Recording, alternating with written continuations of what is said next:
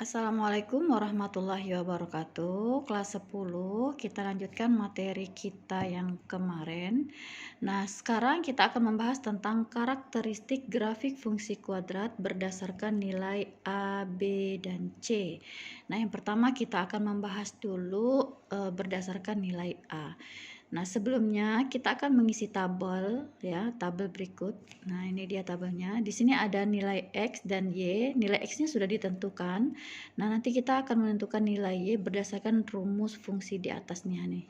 Nah, rumus fungsinya yaitu Y sama dengan Fx sama dengan X kuadrat. Nah, nilai X-nya sudah diketahui atau sudah ditentukan yaitu min 2, min 1, 0, 1, dan 2. Nah, kalau nilai X-nya min 2, maka min 2-nya kita masukkan ke rumus ini untuk mencari nilai Y-nya.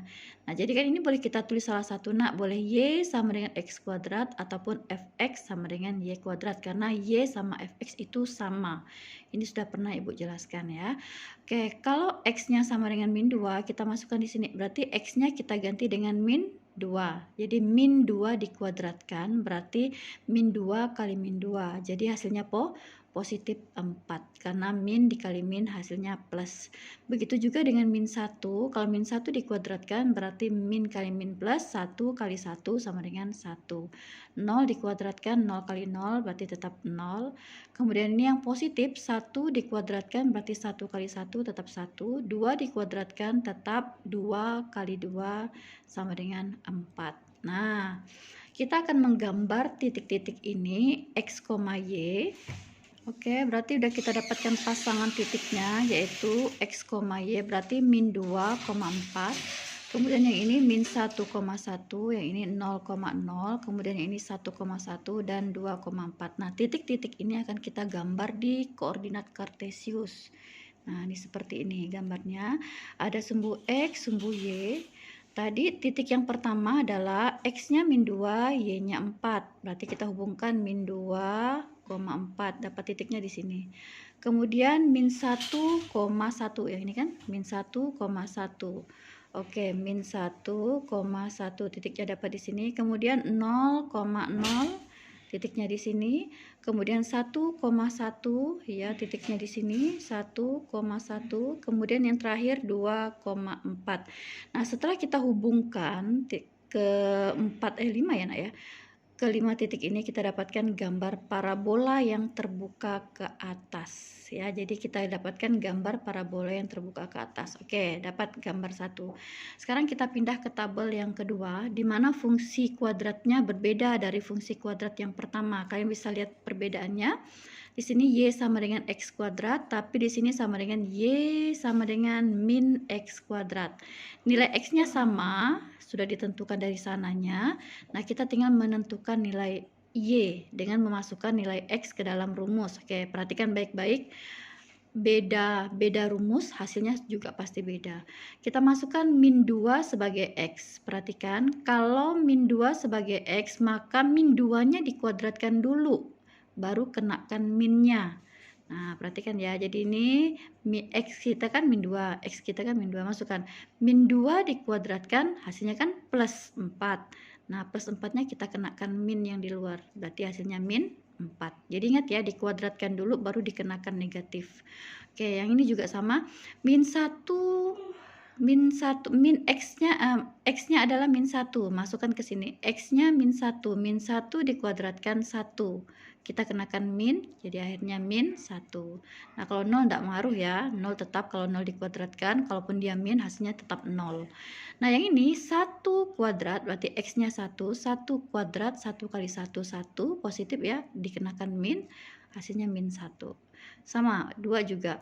2 dikuadratkan itu 4, kemudian 4-nya dikenakan min, hasilnya min 4. Oke, dari tabel tersebut kita juga bisa menggambar grafik fungsi kuadratnya di koordinat kartesius seperti ini. Tinggal kalian hubungkan titik-titik yang kita dapat. Titik yang pertama min 2, min 4. Berarti min 2, min 4. Di sini titiknya. Kemudian berikutnya min 1, min 1. Titiknya di sini. Kemudian di sana 0,0, titiknya di sini. Kemudian 1, min 1. X-nya 1, Y-nya min 1. Titiknya di sini. Yang terakhir 2, min 4. X-nya 2, Y-nya min 4. Nah, setelah kita hubungkan, gambarnya kita perolehlah parabola yang terbuka ke bawah. Nah, dari sini kita bisa menyimpulkan, kalian perhatikan perbedaan antara rumus fungsi kuadrat yang pertama dan rumus fungsi kuadrat yang kedua, perbedaannya adalah di negatif. Nah, kita kan punya rumus umum fungsi kuadrat kan? AX kuadrat ditambah BX ditambah C. Nah, kalian lihat nilai A-nya. Kalau nilai A-nya ini positif, nah ini kan udah pernah Ibu jelaskan waktu kita PTM ya.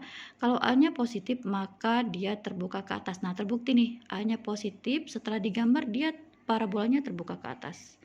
Kemudian kalau A-nya bernilai negatif, nah maka parabolanya itu terbuka ke bawah. Sudah terbukti ya. Jadi yang ini A-nya positif. Ini berarti fungsi kuadrat tanpa B dan tanpa C. Boleh ya, asal ada X kuadratnya, asal ada pangkat 2-nya itu sudah disebut sebagai fungsi kuadrat. Nah, berarti ini A-nya positif, yang ini A-nya negatif. Nah, jadi karakteristik grafik fungsi kuadrat berdasarkan nilai A. Nah, kalau nilai A-nya itu lebih dari 0 atau positif, maka grafik fungsinya atau parabolanya terbuka ke atas seperti ini. Kemudian, kalau A-nya kurang dari 0 atau bernilai negatif, maka grafik fungsi kuadratnya atau parabolanya terbuka ke bawah. Nah, kemudian ada tambahan di sini. Karakteristiknya berdasarkan nilai B dan C. Ini langsung Ibu kasih saja ya. Nah, kalau B-nya lebih dari 0, titik puncaknya itu berada di sebelah kiri sumbu Y. Perhatikan baik-baik. Kalau B-nya lebih dari 0, nih B yang ini nih. Nah, kalau B-nya ini lebih dari 0, misalnya 1, 2, pokoknya bernilai positif, maka gambarnya nanti titik puncaknya itu berada di sebelah kiri sumbu Y. Nanti kita lihat contoh ya. Kemudian kalau B kurang dari 0, nilai B-nya kurang dari 0, maka titik puncaknya berada di sebelah kanan sumbu Y.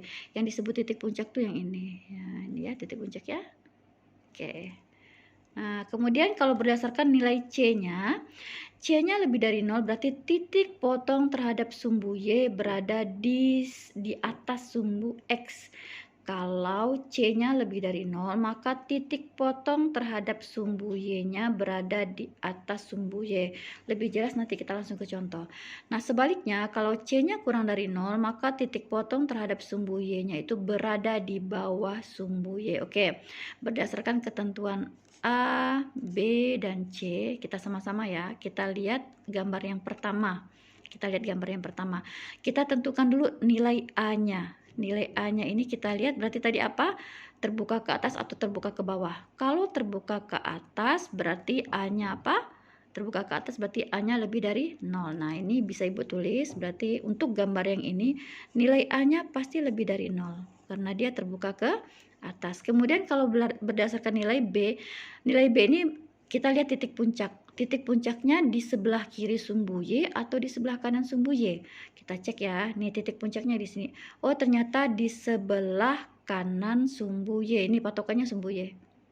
Nah, kalau ini berarti kan berada di sebelah kanan sumbu Y.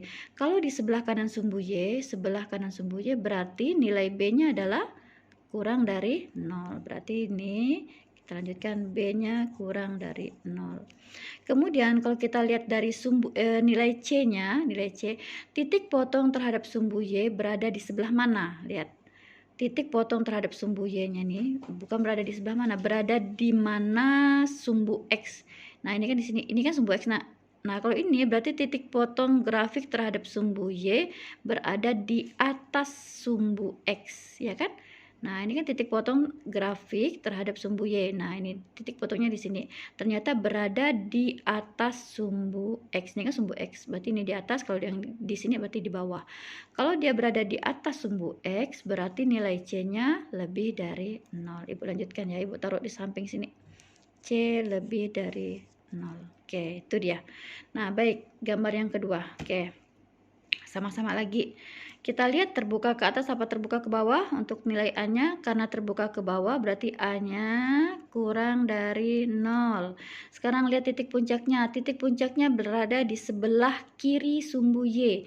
Ini sumbu Y, titik puncaknya berada di sebelah kiri sumbu Y.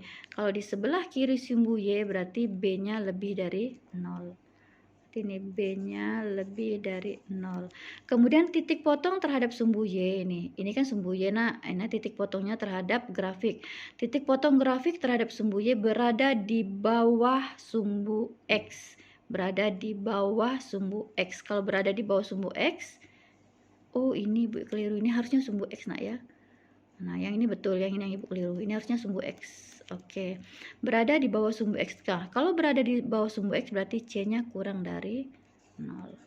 Oke. Baik. Gambar yang terakhir kita tentukan. Ini terbuka ke atas, terbuka ke atas, otomatis A-nya pasti kurang dari 0. B-nya kita lihat titik puncak. Titik puncaknya berada di sebelah kiri sumbu Y. Berada di sebelah kiri sumbu Y, berarti B lebih dari 0. B lebih dari 0. Yang terakhir, titik potong terhadap sumbu Y, ini titik potong grafik terhadap sumbu Y berada di atas sumbu X. Kalau berada di atas sumbu X, berarti C-nya lebih dari 0. C lebih dari 0. Oke. Nah, jadi nanti kalau Ibu tampilkan sketsa gambar seperti ini, kalian bisa menentukan A, B, C-nya apakah lebih dari 0 atau kurang dari 0. Oke, itu karakteristik grafik fungsi kuadrat berdasarkan nilai A, B, dan C. Kemudian ada satu lagi, karakteristiknya berdasarkan nilai diskriminan. Nilai diskriminan kemarin udah pernah Ibu bahas sebentar. Rumusnya adalah D sama dengan B kuadrat min 4AC. Jadi kita harus tahu dulu berapa nilai A, B, dan C-nya ya. Nah, perhatikan di sini ketentuannya, jika nilai diskriminannya kurang dari 0, maka gambar fungsi kuadratnya seperti ini. Dia tidak memotong sumbu X ya, dia tidak memotong sumbu X. Ini berarti nilai diskriminannya kurang dari 0. Nah, kalau diskriminannya pas sama dengan 0, maka dia menyinggung. Grafik fungsinya menyinggung sumbu X. Menyinggung itu artinya menyentuh saja sedikit, tidak memotong. Tidak memotong tapi hanya menyentuh saja, ini namanya menyinggung. Ingat, kalau menyinggung berarti diskriminannya sama dengan 0.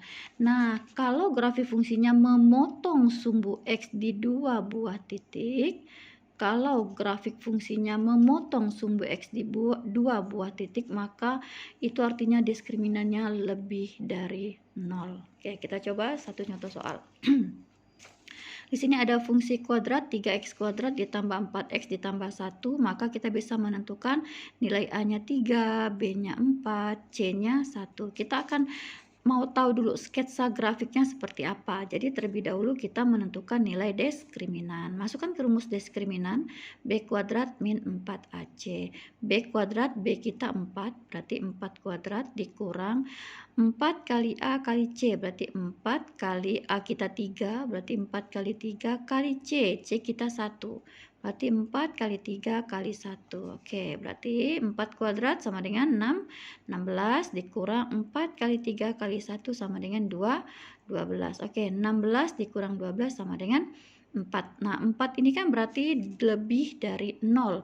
Nah, diskriminannya lebih dari 0. Berarti untuk fungsi kuadrat ini gambarnya seperti ini.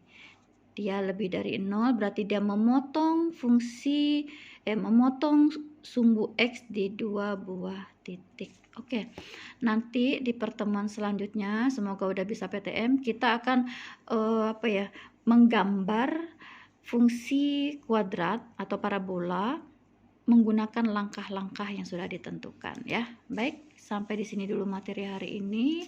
Videonya pendek saja karena materinya memang sedikit yang Ibu sampaikan. Nanti kalau ada tugas Ibu akan informasikan dan akan Ibu simpan di classroom. Terima kasih. Assalamualaikum warahmatullahi wabarakatuh.